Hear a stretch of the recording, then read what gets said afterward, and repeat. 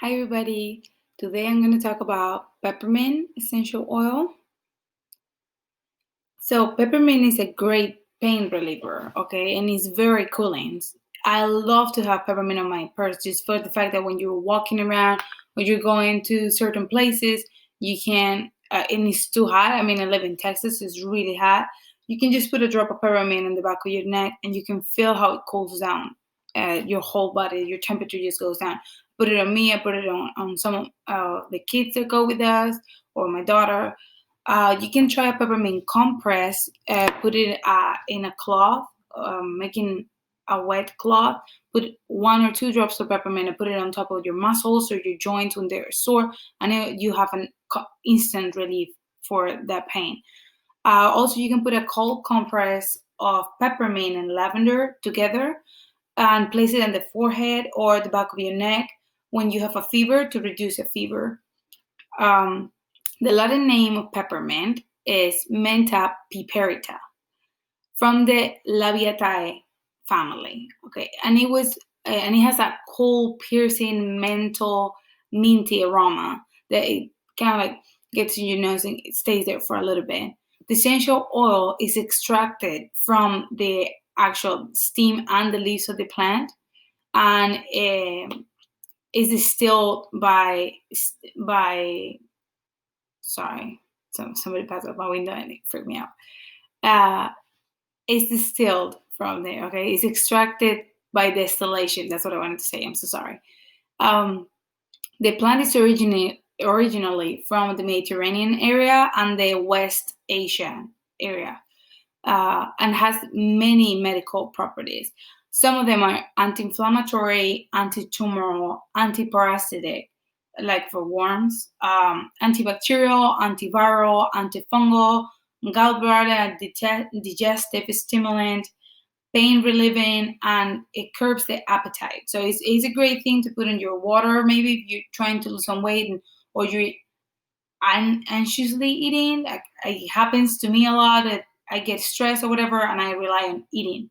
So one way to like calm you down on those moments, you can put either make a mint tea. If you don't have water, you're on the street or whatever, you can just put a drop on your finger and put it on top of your mouth or under your tongue. It'll help a lot with the appetite. Okay. The best uses for it is for rheumatism, arthritis, um, respiratory infections, okay, like pneumonia, tuberculosis. You can put it on the diffuser for that, or you can put it directly on the chest so they can smell it, or even in a necklace diffuser. That I don't have one today. I don't know why.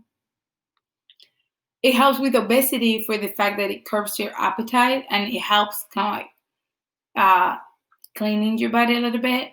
Viral infections like herpes simplex or herpes zoster or cold sores or human papillomavirus are really good with peppermint too. Skin conditions like itchy skin or varicose veins, eczema, psoriasis, dermatitis. Sorry, that sounded really bad. Dermatitis. Yeah. Sorry, I was saying the name in Latin. This way I'm used to say it. So, scoliosis, lumbago, and back problems. So these will help not to get rid of scoliosis. Obviously, that's not how it works.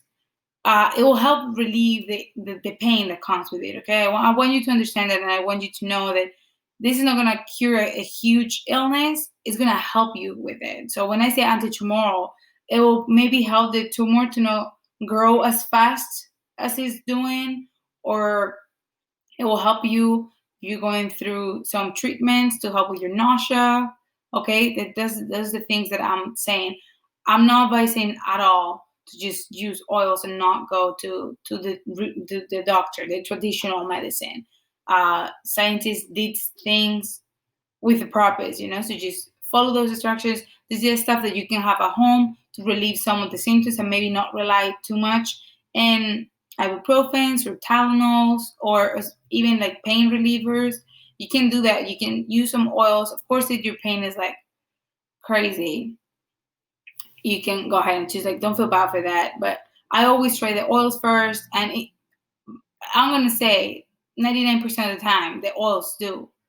Maybe, I mean, I haven't taken any ibuprofen in like 4 years.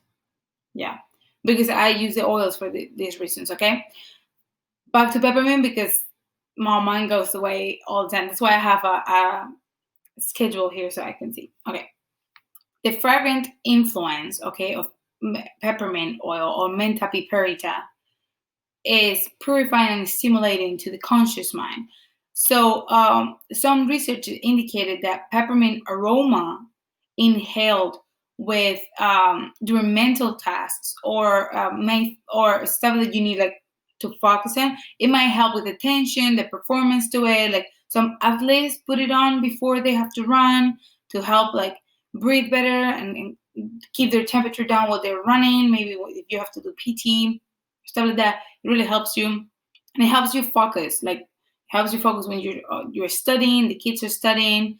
It helps you being awake and be happy. So it's one of the things that I love to put in the morning more than anything. So Nadia wakes up in a better mood, or at least not that druggy. You know, sometimes you try to wake up your kid and it's like, oh, and you kind of like have to put it in the car almost asleep. No, it's just mine. Okay. No, it happens to me a lot. So we use peppermint in the morning, and that seems to help. That study that I talked about the mental task was done by Barker in 2003. Okay. There's another study by Hirsch and Gomez in 1995 that said that peppermint might also be an effective appetite. I'm so sorry. I don't know what happened to it. Appetite suppressant when inhaled. Okay, so this something that helps too when you're going through a diet or you have to cut on some food or the amount of food that you're having. You can just put it in the diffuser and it'll help you subconsciously to not wanting that much food. The University of Kiel researchers also found that peppermint lessened headache pains in a double-blind placebo-controlled crossover study. So yeah, one of the reasons I didn't take ibuprofen in a long time is because every time I have a headache, I just put some peppermint here. There's different types of headaches. Okay, there are some headaches that are more in the sinus. Okay. Now with this, I want to say that for safety reasons, you shouldn't put it on your eyes. The vapors, okay, the oil thirst is so fresh, it's so cool, you know, that it'll get in your eye and you'll end up like this for a little bit. So don't put it around your ears. If you have a sinus pain, you know, you can put it here and in the back of your neck. If you have a neck headache, you should put it along your neck all the way down to here. So it'll help you also breathe it, okay? But it'll help you like loosen the muscles that is giving you the pain. You have these areas, the one that you hurt, just put it here, you know. Sometimes this area hurts. I will not put it here because you can't see for 5 minutes afterward because your eyes will be watering all the time.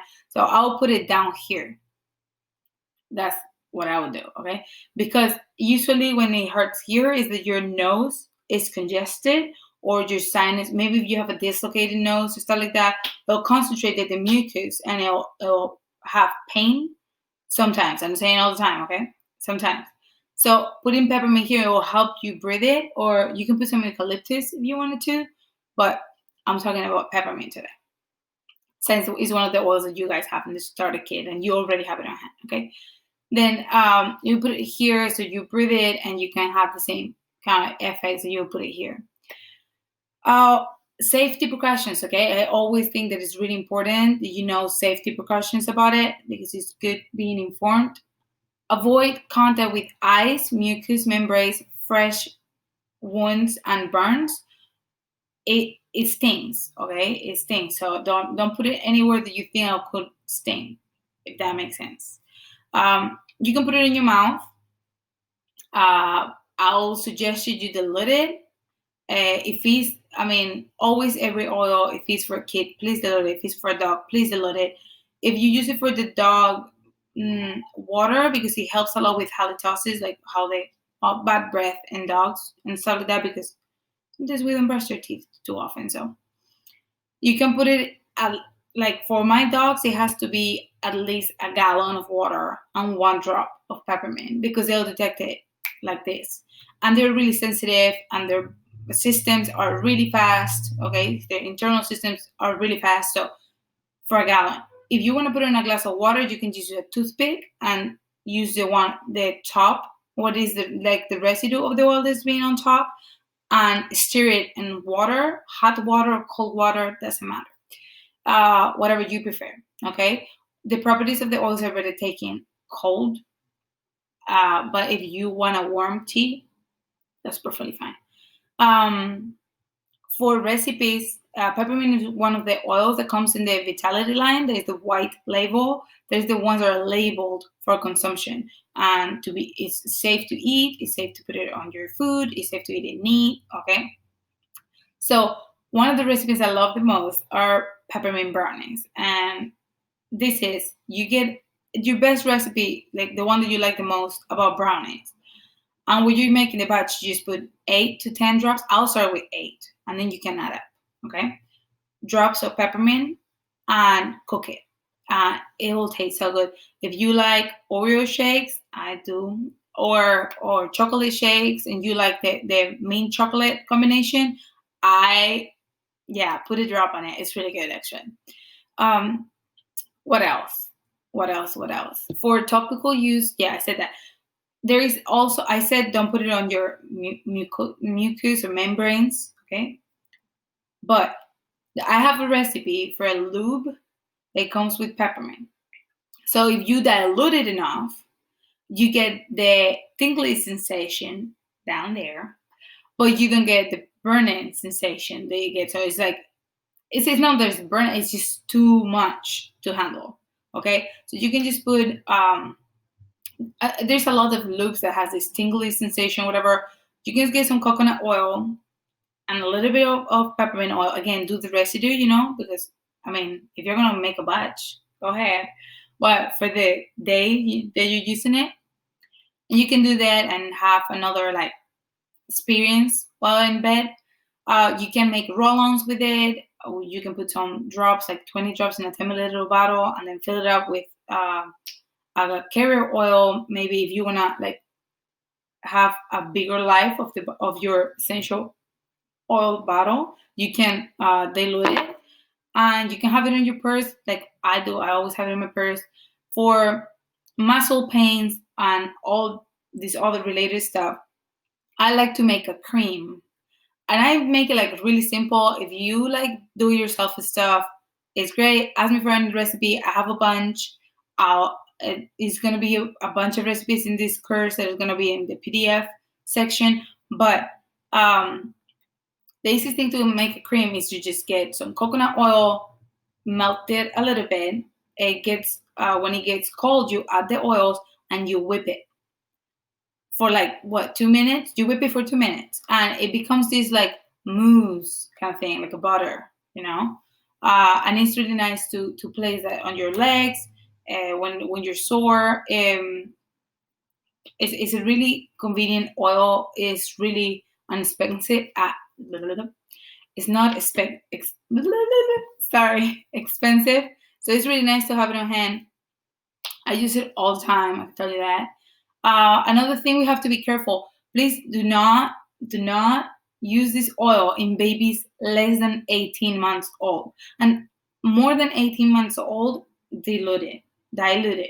That's the only thing I'm going to say. Just dilute it. There is a chart for it also in the recipe section of the course, so we can see it there. But for fevers, it works wonders with my daughter. I put 1 drop of peppermint and 1 drop of frankincense down her spine, and she has been having like fever.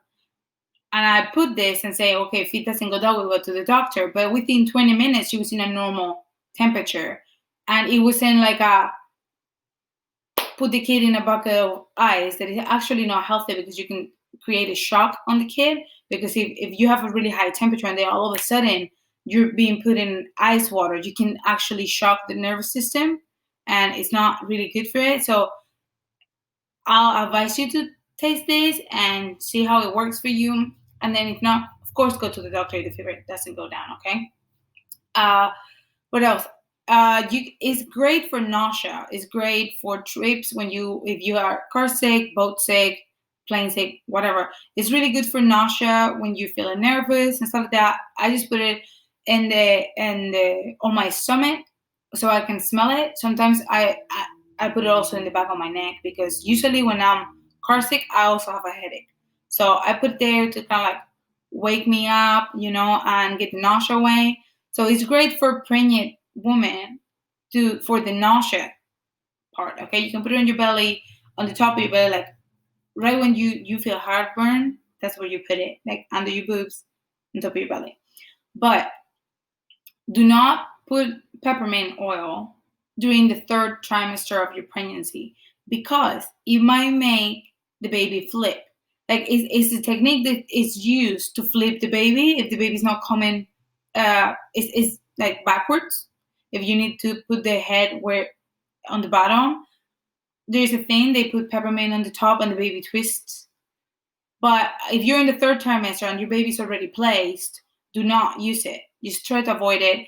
And during the first and the second pregnancy, don't overuse it. Okay, so if you have a headache every day during your pregnancy, I don't think it's normal. So don't go to the doctor. Don't put it on every single day. But if you have an sporadic, like one day that you have a headache or whatever, you can put it on, and you can put it on during the third trimester that way as well. Just don't put it on your belly during the third trimester. That's all I'm going to say. Okay, this is all I have to say about peppermint today. There's going to be more recipes, I said, in the PDF. So see you the next one.